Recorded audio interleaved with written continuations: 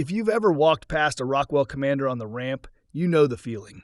You stop, you stare, and your first thought is basically, why don't more airplanes look like this? Big doors, big windows, that wide stance, the whole thing sitting there like a mini cabin-class twin. It absolutely looks like the airplane that should have won. So how did it end up being the pretty outlier in the corner instead of the default choice like an Aero or a Bonanza? To understand that, you've got to start with what Rockwell was actually trying to do. They weren't some random GA startup. This is the same lineage that gave the world warbirds, early jets, Apollo hardware, Aero Commander twins that hauled presidents and CEOs around, and even the Jet Commander that later turned into the West Wind. They knew how to build serious airplanes. What they didn't have going into the late 60s and early 70s was that clean, modern, owner-flown single you could step into after a 172 and then stick with all the way up into a corporate twin or jet without jumping brands. Cessna, Piper, Beech, all had that ladder. Rockwell had good pieces, but nothing that looked like a coherent family. The Commander project was their attempt to fix that. In their heads, it wasn't just, let's build a 200-horse four-seater. It was, let's build a modern Commander family. Fixed-gear single, retractable single, 6-seat twin. You start in a Commander, you move up in a Commander, you never have to defect to Wichita or Vero Beach. The 112 was supposed to be the spearhead of that plan. A 200-horsepower, retractable four-seat traveling machine aimed squarely at the Aero, Cardinal RG, Sierra, and Baby Bonanza crowd. Cabin like a small twin looks like the future. Still simple enough for an owner-pilot to live with. And to be fair to them, they really did try to solve things pilots complain about. The first and loudest choice is the cabin. They didn't go a little more elbow room. They blew the cabin out to around 47 inches wide and just under 50 high. In that era, that's huge for a four-seat single. You climb into a Commander after squeezing into a Mooney or even an Aero, and it feels like somebody pumped it up with a bicycle pump. You've got real shoulder room, decent headroom, and you're not rubbing knees with your passenger every time you reach for the throttle. They gave it two proper doors, one on each side, instead of the classic big door for the passengers, awkward little pilot door, or everyone clamber over the seats setup. They sat you up fairly high, wrapped it all in big windows, and even lifted the rear seats a bit so the folks in the back can see out instead of staring at the sidewall. It doesn't feel like a 172 that went to the gym. It honestly feels like a shrunken cabin twin. Then they took the new Part 23 rulebook and turned it into a talking point. The 112 was the first single signed off under those standards, with tougher gust load and fatigue requirements than the old CAR-3 airplanes that were still coming out of the factories. Rockwell didn't exactly run around shouting, "We're the only Part 23 single," but the vibe was sort of, this isn't your dad's Cherokee. This is a modern Part 23 airplane, built tough for gusts and fatigue. Look how solid this thing is. If you're the kind of pilot who actually thinks about spars, turbulence, and hours on the clock, that pitch was aimed straight at you. They kept going down that big airplane feel track with the gear. Trailing link mains on a piston single in the early 70s was not a normal choice. That was business jet thinking, but it pays off in the flare. If you've ever watched one arrive, they have this uncanny ability to make slightly late flares and firm arrivals look smooth. The geometry just eats vertical speed. Combine that with gear and flaps that don't pitch the nose all over the place when they come out, and you get a landing and configuration feel that's much more small transport than retractable Cherokee. The tail is another one of those choices that looks like styling from the outside and makes sense aerodynamically. Instead of a conventional low-set tailplane sitting right in the slipstream, they hung the horizontal stab halfway up the fin out of the prop wash. It cleans up the flow in cruise, gives a nice steady pitch feel when you're trimmed and truing out, and visually, it's part of what makes a Commander look like a Commander from 100 yards away. Everybody seems to like the handling, except for two negative points: a tail waggle in turbulence and insufficient rudder for an adequate side slip in a crosswind landing without crabbing. The Commander's handling characteristics would make it an excellent trainer for pilots who intend on moving into turbine airplanes. Because the cruciform tail is high enough to be out of the prop wash, it requires a definite rotation to get the nose up for takeoff. In fact, most newcomers to the Commander will tend to over-rotate. In flight, flap deployment causes almost no pitch change. On landing, the Commander should be brought in rather flat, with a slight flare to keep the nose wheel from touching down first. The trailing link mains smooth out even the best efforts at dropping the 114B onto the runway. Stalls are very gentle and don't result in a wing drop. So if your only question is, does it feel like a real airplane? The answer is yes. In that sense, they nailed it. It feels stout, comfortable, predictable, refined. The problem shows up when you stop admiring it and drag it onto the scales and into your logbook. Big cabin, heavy Part 23 structure, trailing link mains, nice interior, all the soundproofing and trim you'd expect from a premium single, it adds up. By the time you hang an honest IFR panel in it and equip it the way real buyers did, a lot of 112As are sitting somewhere around 1,900 pounds empty on a 2650 gross. That leaves you roughly 700 pounds of useful. Opt for the larger fuel capacity. Around 68 gallons usable. And you've just poured something like 400 pounds of avgas into those wings. Now, sit at the kitchen table and do the weight and balance like it's your airplane.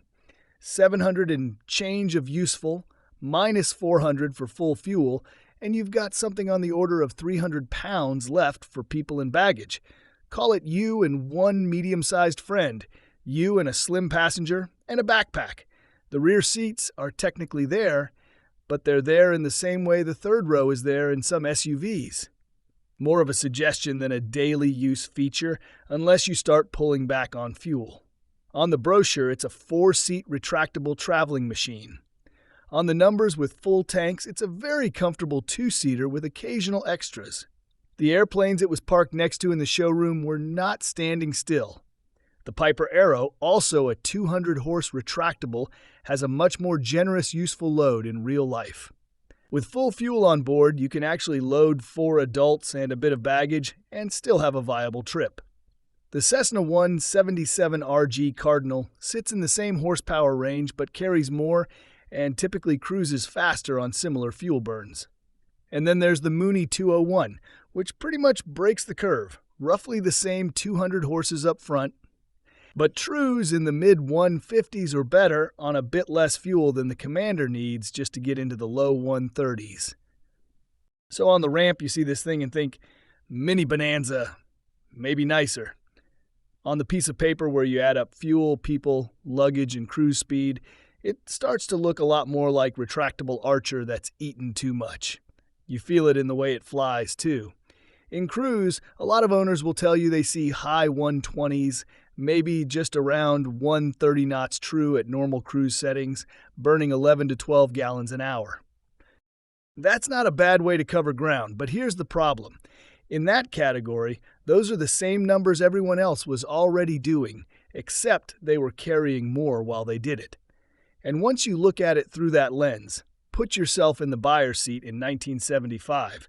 The sales guy in the next hangar is offering you an Aero that does about the same or slightly better speed, hauls far more, is cheaper to maintain, and has a huge dealer network behind it.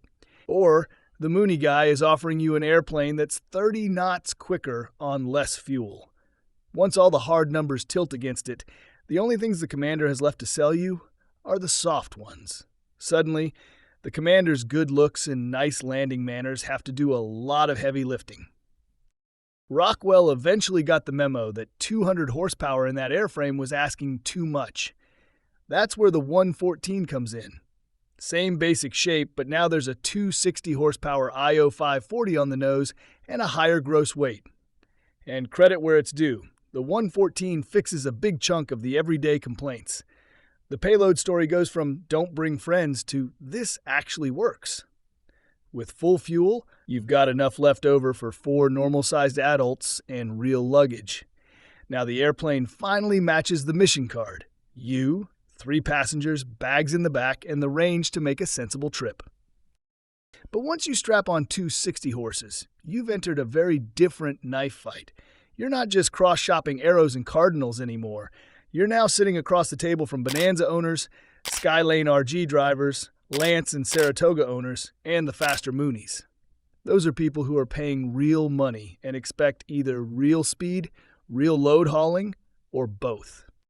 A typical 114 or 114B will true out around 150 knots on 12 to 13 gallons an hour if you fly it the way most owners do. That's a perfectly respectable set of numbers.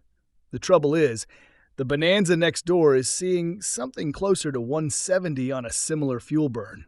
The Saratoga or Lance might not outrun you by much, but it's carrying 6 seats doing so and more useful load.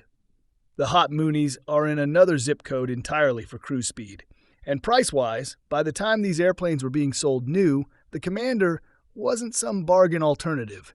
It was in the same rough band as those big names. So with the 114, Rockwell finally builds the airplane. The 112 should have been in the first place. A true 4-place, nicely handling, good-looking cross-country single. But it still doesn't give the product line a killer feature. It's not the fastest. It's not the biggest hauler. It's not the cheapest way to go a given distance. It's the one with the nicest cabin and the friendliest landings. That's enough to win hearts, but it's often not enough to win the bank manager and the spreadsheet. There's another layer that hurt it over time, and that's the optics around airworthiness directives. Remember, Rockwell's sales pitch from the beginning was, this is the strong, modern Part 23 airframe. We've thought about fatigue, we've thought about gust loads. Then, as the fleet ages, you start seeing ADs on wing spars, tail attachments, seat structures, gear drag links. None of that is unique. Plenty of types have structural ADs. And once the work is done, the airplane is fine. But if you're the guy writing the checks, the story in your head changes. Instead of, I bought the strong one, it becomes, I'm spending money to shore up the bits that were supposed to be bulletproof. Pair that with the fact that Cessna, Piper, Beech, and Mooney had much bigger dealer and parts networks, and the Commander begins to look a bit like an orphan. Not mechanically fragile, but definitely not the path of least resistance if you want easy parts and a mechanic who's seen 10 of them before yours rolls in. By this point, the lesson should have been pretty obvious. If you want pilots to spend Bonanza or Saratoga money, you have to beat them on at least one hard line on the spec sheet. Speed, payload, range, or support. You can't just show up with a nicer couch, a smoother landing, and a prettier ramp presence and hope nobody notices that the Mooney gets there half an hour sooner or the Piper hauls 2 more people. Owner pilots might like comfort, but they buy on numbers and backup. And just to prove they hadn't really learned the lesson, when the design came back in the 90s under new ownership, the marketing drifted even further away from the core pilot crowd. Rockwell's original push was still talking to owner pilots reading Flying and AOPA, but the later Commander aircraft guys started buying space in the Wall Street Journal, Forbes, and Fortune and pitching the 114B, 114TC at Wall Street and Middle Eastern executives instead of the usual GA magazines. They even beefed up the air conditioning specifically for that market.